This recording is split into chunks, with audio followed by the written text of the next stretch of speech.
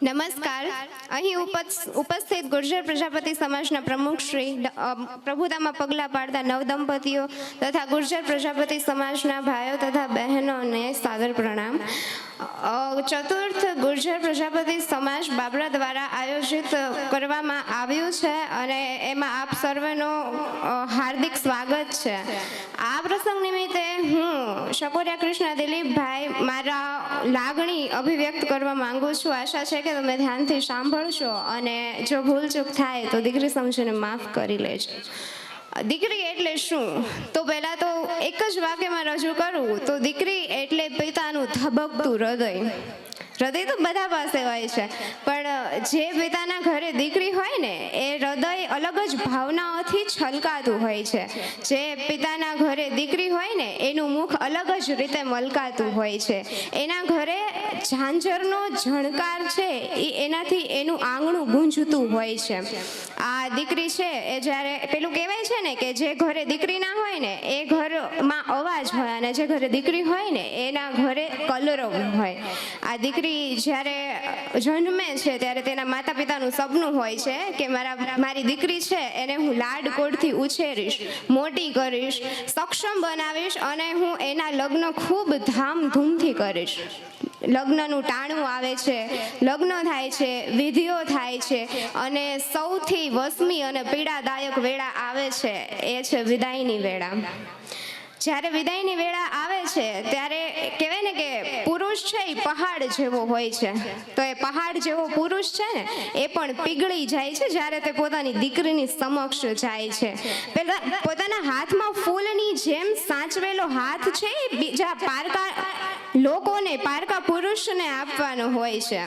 દીકરી અને પિતાની વાતો તો તમે ઘણી બધી સાંભળી હશે, પણ આજે હું તમને દીકરીના વિદાયની વિશેની વાત કરવા માંગુ છું કે જ્યારે દીકરીની વિદાય થાય છે ત્યારે તેને ક્ષણભર જ પોતાના માતા પિતા, ભાઈ બહેન બધાને મળવા દેવામાં આવે છે. આ દીકરી છે એની વિદાય સમયે એને માતા પિતાની પાસે બેસવા પણ દેવામાં આવતી નથી કે એની પાસે એને કોઈ વાતચીત કરવામાં આવતી નથી. અને એની જ્યારે વિદાય થાય ત્યારે બસ એ રુદન દ્વારા કેટલું કહે છે અને કેટલું શું હોય છે આપણને ખબર નથી. બસ પોતાના આંસુ દ્વારા એ કેટલી લાગણી વ્યક્ત કરે છે. પેલું કહેવાય છે ને કે ભલામણ કરતી જાય છે અને શિખામણ લેતી જાય છે, બરાબર? તો આ દીકરી છે એ વિદાયની વેદના એક આંસુ સ્વરૂપે એ શું કહે છે એ વિદાયની વેદના હું મારે વર્ણવવી છે. તો સૌ પ્રથમ દીકરી જ્યારે ઓરડામાંથી બહાર નીકળે છે, પોતાના હાથના નિશાન છે એ દિવાલ પર લગાવીને જાય છે અને કહેતી જાય છે કે આજથી આ બધું જ તમારું, મારે આમાંથી કશું જ જોતું નથી. અને રડતી રડતી બહાર નીકળે છે ત્યારે સૌ પ્રથમ તેની માતા છે ઓસરીની ધારે બેઠી હોય છે એની વાટે એને મળવા માટે.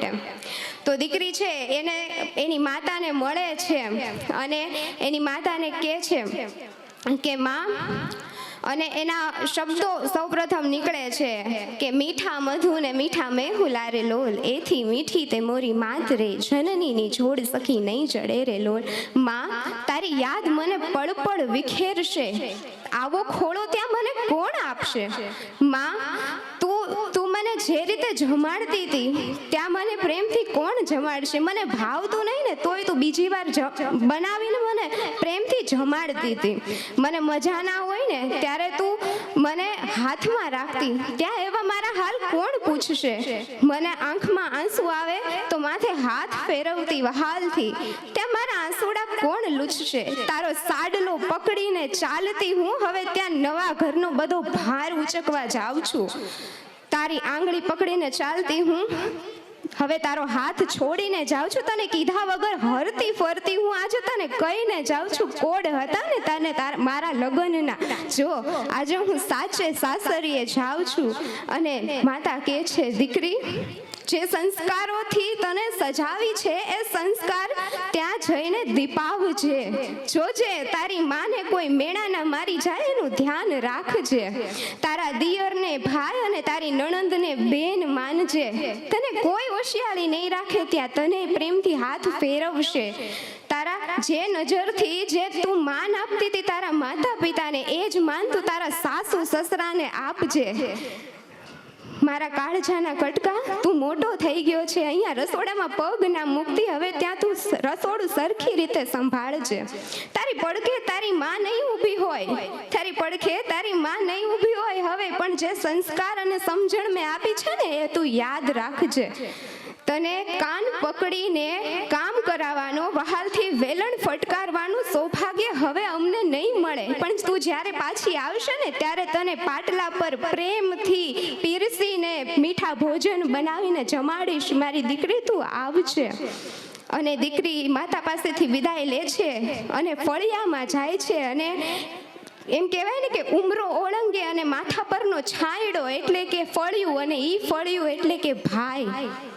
આ ભાઈ છે એ પોતાની બેનને ક્યારે પ્રેમથી બોલાવતો ન હોય, વારંવાર ઝઘડા કરતો હોય, જ્યારે હોય ત્યારે એને પજવતો હોય. એ ભાઈ જ્યારે દીકરી એની બેનના લગ્ન આવે ને ત્યારે સૌ પ્રથમ એ છે ને એ એમ કે છે કે મારે મારી બેનના લગ્નમાં કોઈ એટલે કોઈ ખામી નથી રાખતી, સરખી રીતે ખાતો નથી, પીતો નથી, પલાઠી વાળીને બેસતો નથી કે લગ્નને માણતો નથી.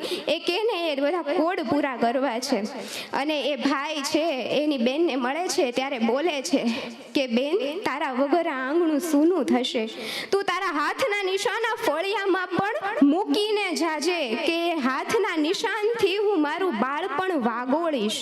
ભાઈ બેન, આપણા બંનેનો સંબંધ છે અમૂલ્ય છે. તને યાદ છે તું આપણે નાના હતા ને ત્યારે તું મને જ્યારે મારા પર ગુસ્સો કરતી કે મને મારતી ને તોય આ ફળિયાની વચોવચ લાવતી ને વહાલ વરસાવતી ને તોય આ ફળિયાની વચોવચ મને રમાડતી. તું રહી જા ને થોડીક વાર, તું રહી જા ને. હવે છે ને આ ઘર, આ ઓરડો તારો, આ ફોન તારો, તારે મારી સાથે જે કરવું હોય મારી સાથે રમવું, તું મને ઝઘડો કરી લે પણ થોડીક વાર રહી જા મારી બેન. હવે હું તને પજવીશ નહીં, હવે હું તારા વાળ નહીં ખેંચું. તું ઈચ્છે ને તો હું તારી સાથે રહીશ અને તું થોડીક વાર અહીંયા રહી જા, બસ હું મારા હૈયાના હિંચકે તને ઝુલાવીશ. ત્યારે બેન કહે છે, પોતાના ભાઈના માથે હાથ ફેરવીને કહે છે કે તું કહેતો હતો ને કે આ તારું ઘર નથી, જા તું સાસરિયે, આ તારું ઘર નથી, જો ને હવે હું જઈ રહી છું. માએ છે ને આજ સુધી તારી પાસેથી કાંઈ માંગ્યું નથી, પણ આજે બહુ મોટું તારી પાસેથી માંગવા માંગુ છું. હું છે ને તને બધું આપીને જાઉં છું, મારા એમાંથી કાંઈ નથી જોતું, પણ મારા માતા પિતાને છે ને તારી પાસે મૂકીને જાઉં છું. તું એનું ધ્યાન રાખજે. મેં જેવા સાચવ્યા છે ને મારા માતા પિતાને એવા તું સાચવજે. આ જવાબદારી તને સોંપીને જાઉં છું. એમાં છે ને દીકરીનું દિલ, સ્ત્રીનું દિલ છે ને દરિયા જેવડું હોય એનું હૃદય, પણ જ્યારે માતા પિતાની વાત આવે ને એટલે એનું મન છે ને સાવ સંકુચિત થઈ જાય કે મારા માતા પિતાને જેવા મેં સાચવ્યા હતા એવા કોઈ નહીં સાચવે તો, મારો ભાઈ અને મારી ભાભી એને એવું ધ્યાન નહીં રાખે તો એ એના મનની વાત કોને કહેશે, અને મને પણ નહીં કહે, કેમ કે હું દુઃખી થઈશ. તો આવું કહીને જાય છે અને છેલ્લે કહે છે કે હજી હું એક વાત કહીશ કે તે મને ઘણું બધું આપ્યું છે, ઘણું બધું. હવે છે ને તું તમ તારે કાંઈ નહીં લાવે ને તો કાંઈ વાંધો નહીં, પણ મારા સાસરિયામાં મારા જીવનમાં પિતા બનીને ઊભો રહે છે, મારા દરેક ટાણા સાચવી લેજે તું. આમ કહેતી દીકરી ફળિયું ઓળંગીને ડેલી પાસે જાય છે ને ડેલીની બહારની દુનિયા એટલે કે એના પિતા અને પુત્રીનો સંબંધ આપણે જોવા જઈએ તો માતા અને આપણા પપ્પા એટલે મમ્મી એટલે કે પતિ પત્નીના સંબંધમાં પણ કંઈક ઊંડાણમાં સ્વાર્થ છુપાયેલું છે. પછી માતા અને પુત્ર, પિતા અને પુત્રના સંબંધમાં પણ ઊંડાણમાં ક્યાંક ને ક્યાંક સ્વાર્થ છુપાયેલું છે. પણ દીકરી અને એક પિતાનો સંબંધ છે ને ઈશ્વરે એવો ઘડ્યો છે ને કે એમાં નિસ્વાર્થતા જ અઢળક છે, એમાં કોઈ સ્વાર્થ નથી. અને દીકરી છે ને સૌથી છેલ્લે પોતાના પિતાને મળે છે. કેમ ખબર? કેમ કે એકવાર એના પિતાને મળે ને ત્યારબાદ એ કોઈને મળવા જેવી નથી રહેતી. અને એ વિચારતી જાય છે કે હવે મળી લઉં મારા પપ્પાને અને હું રોઈ લઉં એની સામે મન ભરીને. મારે જેટલું રોવું છે ને એટલું હું એની સામે રોઈ લઉં, કેમ કે આ દિવસ પછી હું મારા પપ્પાની સામે ક્યારે રડી નહીં શકું, કેમ કે એમને તકલીફ થશે. અને પિતા પણ ધ્રુસકા ભરીને રડે છે. એક પુરુષ છે ને કોઈની સામે રડે નહીં, એની પત્નીની સામે પણ નહીં, પણ આ એક વિદાયની એક વેળા એવી છે ને કે જ્યારે એ પુરુષ, એ પિતા છે ને, એ પણ જે જીવનમાં એને જે સક્ષમ બન્યા હોય, જે હિંમત ભેગી કરી હોય, જેટલી મજબૂતી હોય ને, એ બધે જ એ દિવસે ઠાલવી નાખે છે. અને એ દિવસે નોંધારું કહેવાય ને કે નોંધારું અનુભવે છે. પિતા કહે છે કે મારા હાથનું રમકડું જાય છે, કોણ ધ્યાન રાખશે બેટા તારા વગર? પપ્પા તમે ઠીક છો? પપ્પા તમને કેમ છે? પપ્પા તમને પગ દબાવી આપું? પપ્પા તમને ચા બનાવી આપું? પપ્પા તમને ગરમ ગરમ જમાડું? પપ્પા તમે ક્યારે આવશો? હવે આ સ્વર, આ શબ્દો સાંભળવા મારા કાન તરસી પડશે. તો જાય છે બેટા. મને તો લાગે છે મારી માં મારાથી દૂર થાય છે. તો ભલે જાય, પણ અહીંયા છે ને મારા ઘરમાં થોડીક પૂણાઈ રાખતી જાજે, કેમ કે તારા વગર આ ઘર તો ધૂળ છે. તું લક્ષ્મીનો સાક્ષાત અવતાર છે. પિતા કાંઈ વિચારતા નથી અને પોતાની દીકરીને છાતીએ લગાડી અને વિચારે છે કે મારી દીકરીને બસ ઘડીક હું મારી પાસે રાખું.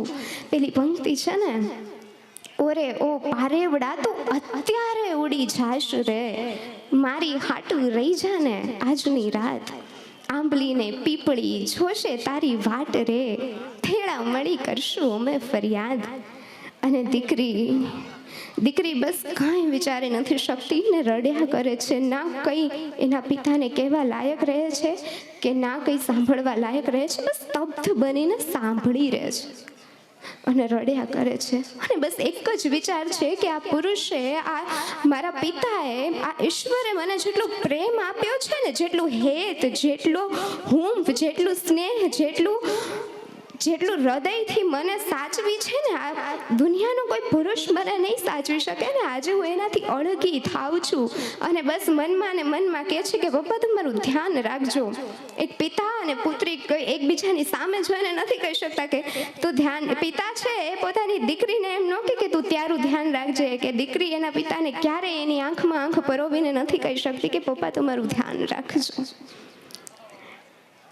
પુત્રી છે ને એટલે જ તે પહેલેથી છેલ્લે સુધી જેટલા સ્નેહીજનોને મળતી આવે ને, એ બધાને કહેતી આવે છે કે મારા પપ્પાનું ધ્યાન રાખજો, મારા પપ્પાનું ધ્યાન રાખજો. એ ધ્યાન નથી રાખતા એનું. હવે હું એને કહેવા માટે, એને સંભાળવા માટે, એને સાંભળવા માટે કે એને ખીજાવવા માટે નહીં હોઉં.